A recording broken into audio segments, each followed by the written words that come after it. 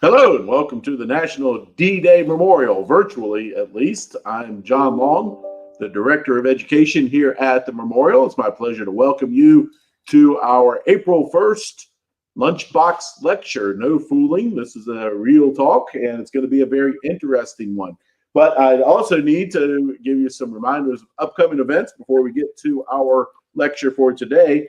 We're doing our lunchbox lectures about every 2 weeks. And so 2 weeks from today, April 15th, we will have a special presentation all the way from France. Flo Plana and his wife, Jenny, who used to work here at the Memorial, will be giving a talk on the graves registration system in World War II, how the remains of American servicemen were identified, were interred, were returned home after the war in many cases. Fascinating aspect of the invasion of France that doesn't get a lot of attention. And they will be joining us for a partially live presentation, partially pre-recorded on the graves registration system in France. That's on April 15th at noon. And then our one after that, May 6th, will be another very interesting one. A tour of the John W. Brown, one of the last surviving Liberty ships from World War II that's moored in Baltimore. And we will have a special live tour of the deck as well as below decks of this Liberty ship and a discussion of how, as much as almost anything else, the Liberty ship helped us to win World War II. So that's coming up on May 6th. But our topic today is going to be a very invigorating one, I'm sure. Our speaker is Martin Fisher, who is the son of a D-Day veteran in the Royal Navy. And in fact, not too long ago, Martin, you will remember these. Martin donated to our collection his father's medal set, reflecting his service in the Royal Navy in World War II. And Martin himself spent 17 years in the Royal Navy before entering the private sector in the defense industries area, and including stints at McDonnell Douglas and at Boeing, before then starting his own consulting business. He has degrees from Cambridge University and the UK Army University, and is a frequent speaker addressing such groups as the U.S. Naval War College, St. Louis University, the University of Richmond, and others. And of course, now he can add to his list the National D-Day Memorial. His topic today is General George Patton Jr., a subject that inspires many extremes of opinion one way or the other, just as Patton's life itself seemed to reflect many extremes one way or another. And so we are very interested to hear his interpretation of the career and the historical significance of George Patton. And so, Martin, it's great to have you, and take it away. Okay. Can you hear me at the back? So all I need is slides. Those are slides. Hi, guys. I know a bunch of you are in England and some other places, so I'd like to welcome you all to this event. It's interesting lecturing in this format. For a start, I've given hundreds and hundreds of briefings, but never with my shorts on. So you can't see it, etc. So I've asked Sarah to help me turn over some charts because I like to give chart animation to kind of help build the story. Just a little background. In the 50s, when I was growing up as a kid, we had World War II stuff all the time. There was a new movie every week. And there was also a genre where the BBC focused on leadership in the World War II. And the guy who dominated it was Montgomery. Actually, I never heard of Patton. And so Montgomery dominated the airways for quite some time. He was as arrogant. He made Patton look like a sissy when it came to arrogance. He was pretty critical of everybody, and unfortunately, the two of them There was no way that Patton and Montgomery would ever get on because of all of their background and their way of operation. So, okay, so only recently did I become an admirer of Patton when I found out what he did. I had no idea. What he did in the Second World War in a period of 10 months was incredible, absolutely incredible. And it's brought me round to a view, if you flipped Montgomery and Patton around and gave Patton the north side, we would have been in Berlin in January. I'm convinced of it, because he had the right stuff and Montgomery didn't. He had good stuff, but he didn't have all the right stuff. Okay. Last thing, I don't know how you normally handle questions. My preference is to leave them to the end, only so we don't get all distracted, and I'll stay as long as you want to answer questions. Okay, Sarah, let's change. Okay, so I'm going to cover both the man and the Third Army. Patton enjoyed the nickname of Old Blood and Guts, but from his exciting time with General Pershing down in Mexico, he became known also as the Bandido. His life, as he knew it, ended in May of 1945 in Czech Republic. It wasn't Berlin. It wasn't anywhere of significance by that time. It was Czechoslovakia. And we'll also follow his army's pivotal and spectacular performance as he marched from 2 months after D-Day to May 45. He was not a factor in D-Day. Next chart. Oh, sorry, before we do that. So down the bottom are the three dramatic people in this game. The guy in the middle, Eisenhower, never won a battle, ever. And yet he was our most effective general. Interesting. Next chart. Okay.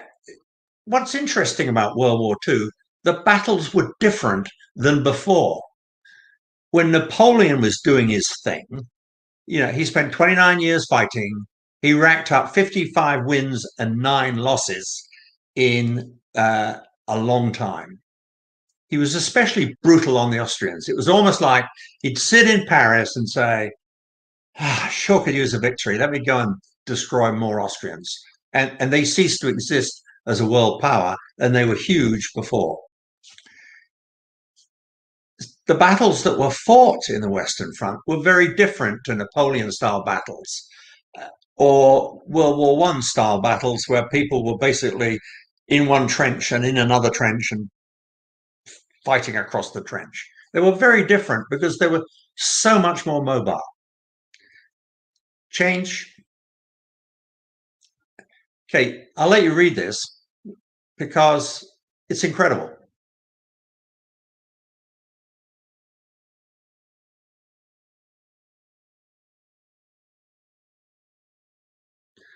So basically, apart from the Bulge and the Mets, there were no classic battles. It was an endless battle as you rolled on. And Patton's idea was narrow front, very deep, very hard, and go so hard that you split the opposition and they can't regroup behind you. Change. Okay. Patton wanted to be in the army from day one. He went to West Point. He failed the first year. He wasn't the sharpest knife in the drawer. And then West Point was only 2 years. There was no degrees. You went there for 2 years. You were out. A year after he was out, he was in the Olympics because he was an outstanding horseman and an outstanding athlete. So it's actually a pretty good performance by him. Change. He even found time to redesign the army's sword fighting. He wanted to go from slashing to thrusting, which is interesting. My naval sword is a thrusting sword, not a slashing sword. The nice thing is, if you line two people up behind each other, you can go right through the two of them. So it's actually more efficient. But actually, I'm a fan of slashing. 1919 is when he met Eisenhower. Eisenhower was 6 years behind him. He was the star of his class. They were both tank nuts. They both became good friends, which was a good job, because without Eisenhower, Patton would have been gone a long time ago. Change. So he's off and running in his career. He immediately went to this rather dolled up outfit, boots, one or two single-handed revolvers, riding breeches. That was his gear. He started off, as I mentioned before, with Pershing against Pancho Villa. He became known as the Bandit Killer. The media loved him. So he was already a huge media favorite. Change. So he rode Pershing's coattails into World War One. He got a tank brigade. He suffered a pretty serious bullet wound. He was one of the first to be awarded the Purple Heart, which didn't exist till 1932. And a very big thing with him is, unlike the Germans, who were big on panzer attacks, he thought that tanks were infantry support as opposed to a separate entity. So somehow he went from age 29 to age 32, from lieutenant colonel to major general, which is, as we say in England, not too shabby. Change. So he started off in Sicily and North Africa. And guess who else was in Sicily and North Africa? Montgomery. So Patton only won one battle at North Africa because it was basically all over. Montgomery had done most of the heavy lifting to win the North African campaign. They both went to Sicily, and not for the first time, started to compete who could do best. Patton actually won. He won the Battle of Messina. He had Napoleon victory numbers with the number of troops he captured and the vehicles that he got. So 13,000 killed, captured, and he had 7,500 casualties. That is classic Napoleon numbers. Change. And then came the ugly stuff. I'm going to let you read this. It's not good.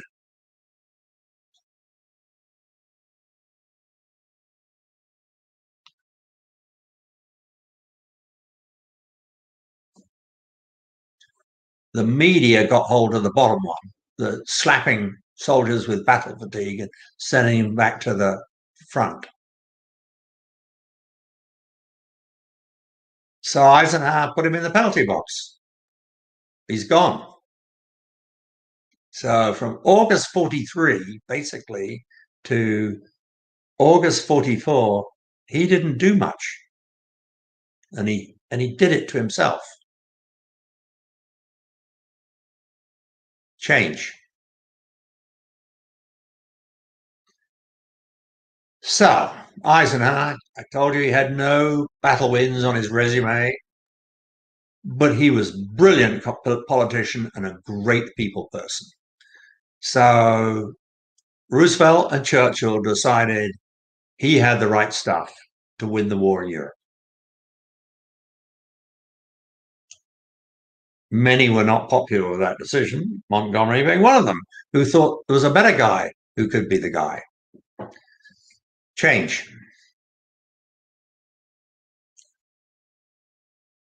The only thing Montgomery and Patton favored was they both liked narrow fronts and deep strikes.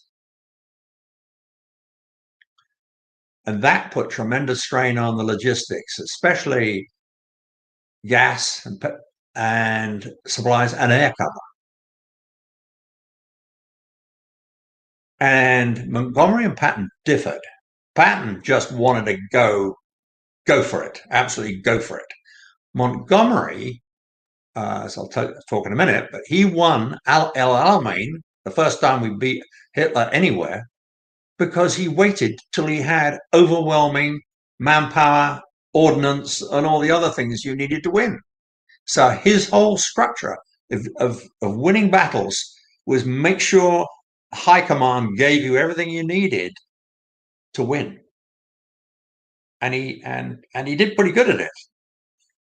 But Patton could move faster, much faster, and much deeper because he didn't worry quite so much about having, all he cared about is having superiority at the point where he was attacking.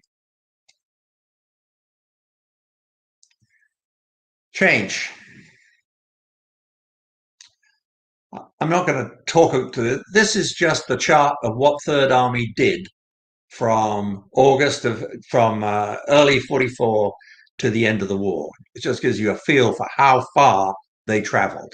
So they did a whole bunch of training in America first, and then they worked their way through England to France, and then they worked their way all the way to Czechoslovakia.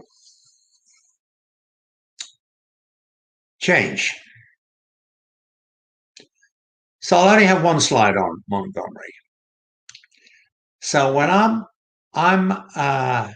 10 years old in London, in England, and watching TV specials about Montgomery, I'm impressed. I am really impressed. This guy was better than all these other guys that we'd had before. I just didn't have the full story. And you can't just look at Montgomery without looking at Patton and even Bradley, who was the head of the 12th Army. So Montgomery first showed up at the battles of France and Dunkirk. He performed well, but he couldn't not criticize. So he criticized his boss and his boss's boss, you know. So then he got lucky. He was sent to command the 8th Army against Rommel and Egypt because his predecessor, who was going out to do that, was killed, who was shot down by the Germans. It was pretty ugly because the Germans shot the plane down and then more German fighters came in and machine gunned all the survivors, which included God. So not very impressive. So he came in, he had massive energy. He made his men believers that he could do anything for them, which is the same as Patton. And he defeated Hitler badly at the Battle of El Alamein, which is about 60 miles west of Cairo. So it was lapped up because we hadn't had any defeats. Hitler hadn't been defeated at all, which is hard to believe by Western forces. Change. So he rolled up the rest of North Africa. He was actually given the lead in Normandy as the guy on the ground. His performance almost cost him his job. And Eisenhower, this is where Eisenhower was so good. He didn't sack him because he was concerned about the backlash from the Americans in the UK. You know, you fired you fired the best Brit. And he was probably right.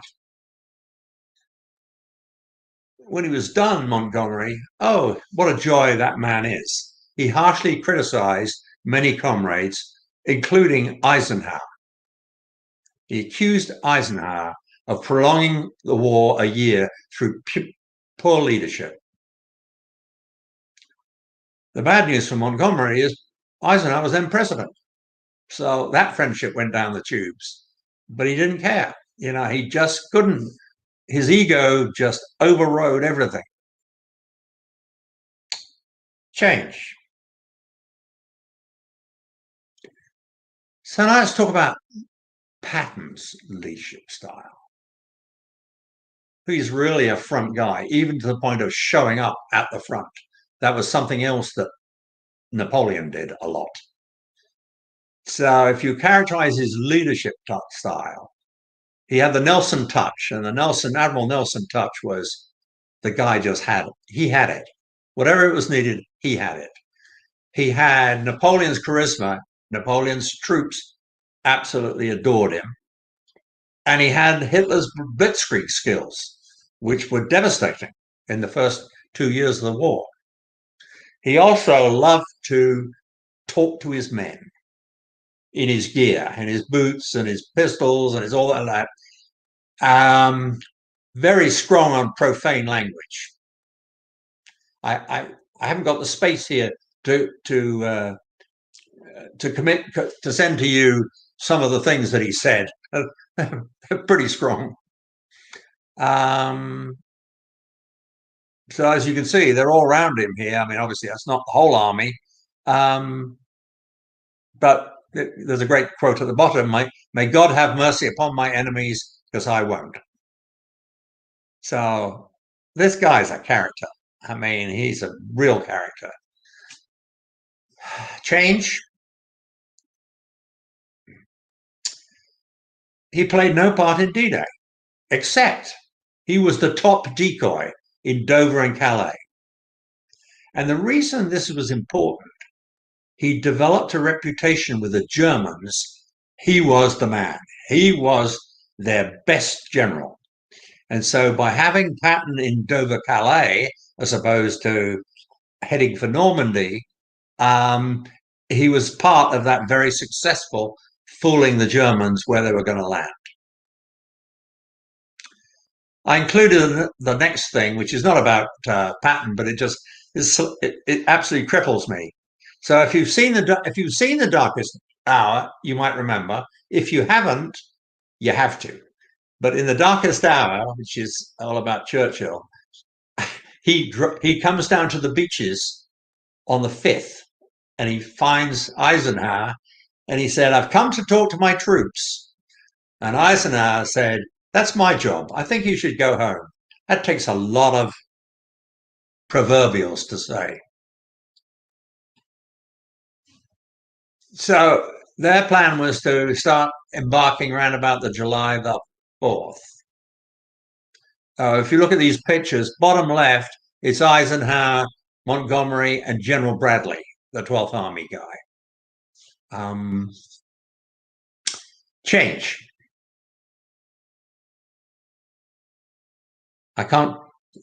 Sarah, I can't tell what chart I'm on. Can you tell me?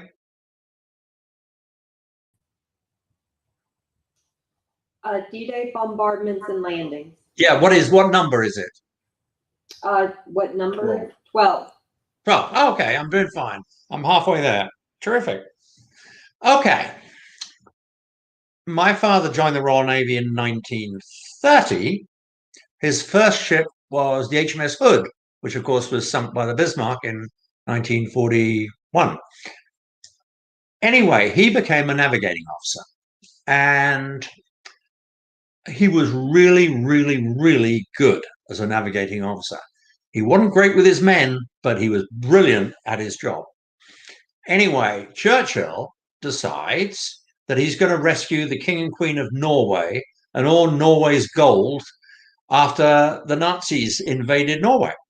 And so he sent a task force, quite a big task force, and a 10,000-ton cruiser was the flagship. My father was the navigating officer. And as the navigating officer of the flagship, he was the navigating officer for the entire, it was his job to get all the ships home safely. So they're going along, and he goes to his captain boss and says, "I'm worried about the British minefields that we planted. I'm worried. I think we need to bring the screens in a mile." And the captain said, "No, we're not going to do that." 2 hours later, one of them hit a mine. They lost 65 people. It was an absolute disaster. My father was kicked off the ship. He wasn't responsible, but he was the navigating officer. And so the captain wasn't about to go down for his mistake. So my father was kicked off and sent away and put in purgatory. 4 days before D-Day, my father gets a call. we want you to go on HMS Frobisher, the flagship for the D-Day landings. And your job is to make sure we put all the bombardment ships in the right place and they put their bombardment down in the right place. So it's pretty tragic. He was not good enough to be a regular guy, but he was good enough to do one of the hardest jobs on D-Day. And he did it. And the three beaches, Gold, Juno, and Sword, they had no issues. They had no Omaha-like issues. And the ironic thing is, the Omaha bombardment was a disaster. My father could have nailed that, and it wouldn't have been the same disaster. So it's something that he had to live with all his life, and I think it's kind of tragic. But that's I'm sure that lots of things happened in the Navy like that. Okay, change. Okay, so this was Third Army's road across Europe. You can see it starts at D-Day. It works its way through to secure the ports in the Channel ports like Brest and Cherbourg. Then it wheeled round to go south of France and make their way to Czechoslovakia. The two biggest issues were the Battle of the Bulge and the Battle of Metz. So I'm going to talk about the Battle of the Bulge a little bit later. So let's change. Okay, Patton believed in two X factors. X factor one was air power. The American Air Force, or I think it wasn't called the American Air Force then, it was called the Army Air Force. They had two great fighter bombers, the P-51 and the P-47. They were better than anybody else, and we had lots of them. And they were the single most dominant thing in the entire defeat of the Germans in Europe. They only had issue once. Just once did they have terrible bad weather, and that was the Battle of the Bulge. Change. So this was Operation Cobra, where they had to break down from Normandy down to the middle of France. They had 3,000 aircraft. I mean, you can't imagine 3,000 aircraft coming at you. I mean, the Germans didn't stand a chance. Change. X factor 2 is Bletchley Park. I imagine quite a few people in the US have not heard of Bletchley Park.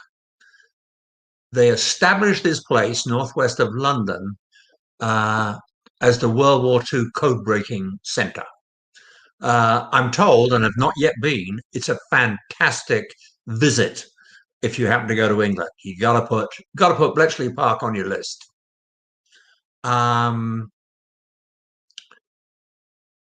So what they brought together was the British guys and the Allied guys, especially the Americans, all came together to crack the Enigma and Lorentz ciphers.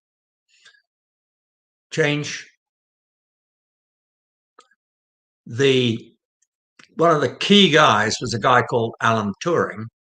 If you've seen the movie The Imitation Game, great. If you haven't, you need to see it, because it had all sorts of unfortunate issues about sexual orientation after all this was over.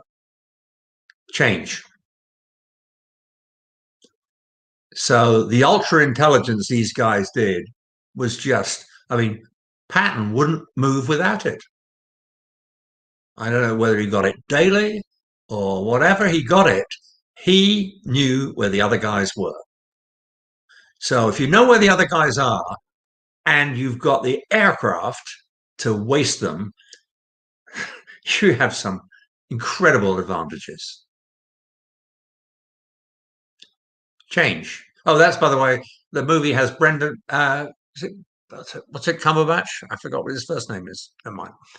Okay, let's talk a little bit about Operation Market Garden. Operation Market Garden was an airborne landing that Churchill and Montgomery were huge for.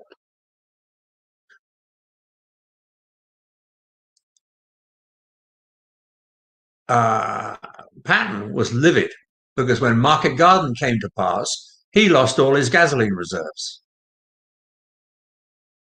And there was some stuff about we've got to take the V2 sites. Well, all I know is they airdropped into a Panzer Corps resting up, so it was a disaster from day one, and it was a complete and absolute disaster. Patton, who was a terrain expert, decided it mattered too much on Montgomery's 30 Corps. There is a definite feeling Montgomery wanted to be the winner out of all the Allied generals. And there's probably some truth in that. Change. I'll just let you read this.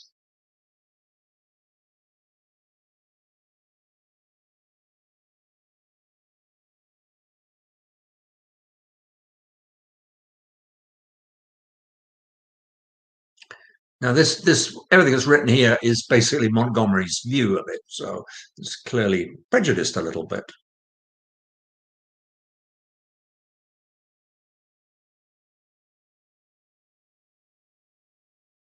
Change. Here is the Battle of the Bulge. I apologize for this chart; it's not as good as I would like. So Hitler decided, 16th of December, he had to do something dramatic.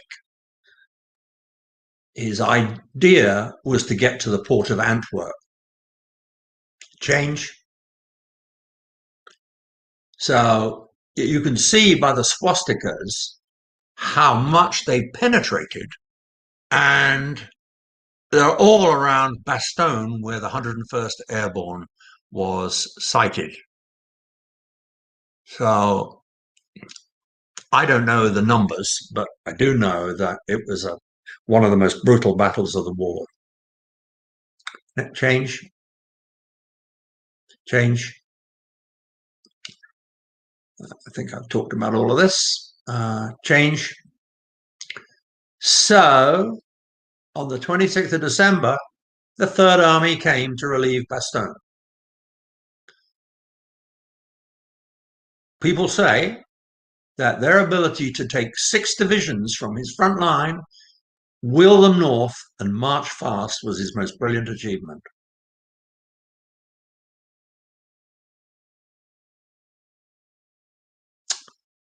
Change. The battle actually dragged on to January, and when the weather cleared, it was game over. As far as casualties are concerned, the Third Army the Germans had 4+ times more casualties. The actual battle speeded up the end of the war because they were unable to replace the lost armor that they'd had.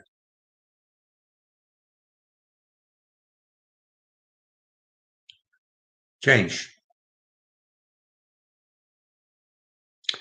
So, what did he do for the rest of the war? I think I'll just let you read this.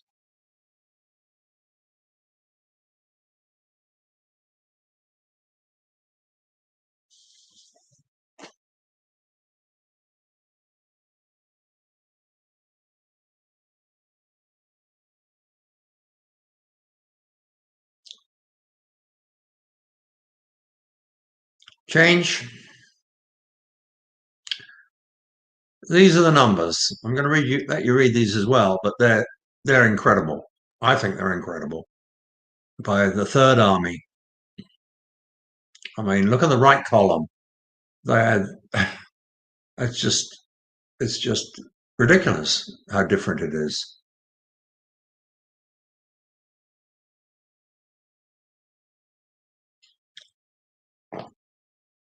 Change. Let's talk about Medal of Honor recipients. In the war, World War II, there were 472. Third Army had 24 of them. So 5% of all of the Medal of Honor awards in World War II. That's a big number.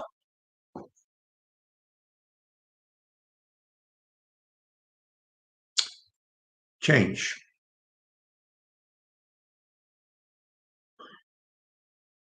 Again, I think I'll just let you read this.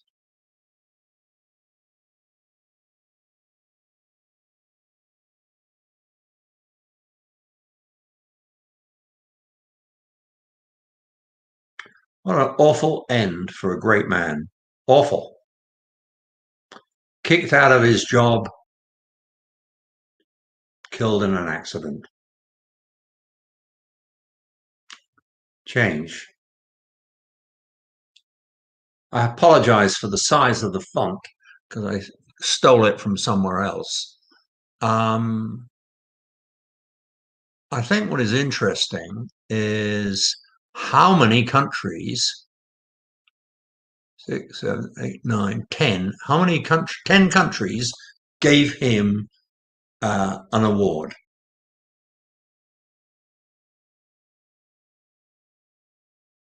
Didn't get much out of Great Britain. Order of the Bath, and OBE. Yeah.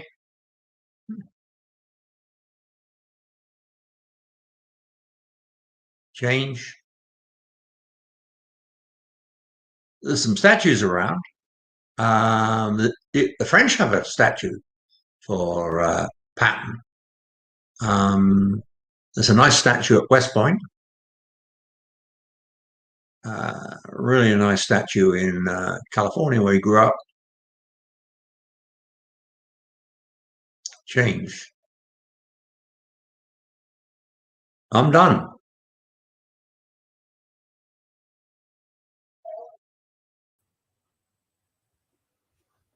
Excellent. That is a fascinating survey of obviously a giant figure in World War II history. If you have any questions, you can put them into the Q&A feature or the chat feature on either wherever you're watching, Facebook, YouTube, and it will show up for Sarah to read to us. I'll start with one, Martin. I'm curious, after the breakout in Normandy, the Operation Cobra, Patton had the opportunity just to rush through the rest of France, but instead he was diverted to the west to clear out the ports on the Atlantic coast. Was that a mistake? Should he have just I would have seen zero value in going further south in France. It wasn't on the path to anywhere. It led you to Spain. It's just no bad. I just don't think it was a well. And I'll tell you, there's something else. The whole ugly France, Vichy France. You never know if you could trust people. You couldn't trust them. So I think it was the right decision. Okay, some questions coming in. One is, are you saying that Patton had regular information about enemy troop positions from Bletchley Park? I do not know that for a fact. All I know is he said it was the second most important X factor. So I assume he must have had something. I don't know how they got it, but he must have had it. Otherwise, he wouldn't have made such a big, if you think about it, making a huge promo of a security organization in the middle of England. It wouldn't, on the face of it, be something that you particularly, shout from the rooftops. So that's what I'm believing. Again, somebody in the audience may know the answer to that question better than me. There's a follow-up question from the same viewer. Since they had broken the code, did they know about the Bulge offensive? And I would add to that, if they didn't, why not? I have to admit stupidity on that. I don't know. I don't know. It's I don't know. I mean, presumably, here's a thought: Did they also have a lot of their intel from the aircraft that were flying missions? If that was the case, they wouldn't have had it with the Battle of Bulge, because it's just a thought. To throw in my opinion on the subject, I almost assume there was a predetermined sense that the Germans had no offensive capabilities, so they weren't really looking for a counteroffensive. I think that's a very accurate statement. And it's sort of like the debate over Pearl Harbor. Right. If we didn't know, why didn't we know the Japanese were going to attack? And I think it's because, say, some blind spots on the part of the command. Right. But I also don't know the extent of Bletchley Park, counterintelligence related to that particular offensive. So it's easy to look back with 75 years of hindsight and say they should have known better. But we have the history books. John, I'll bet you something. I'll bet you if you went there, you'd have a better idea. So yeah, I was going this summer till COVID stopped me going. Well, hopefully the day of international travel is coming back soon. Right. Number of thank yous for the presentation.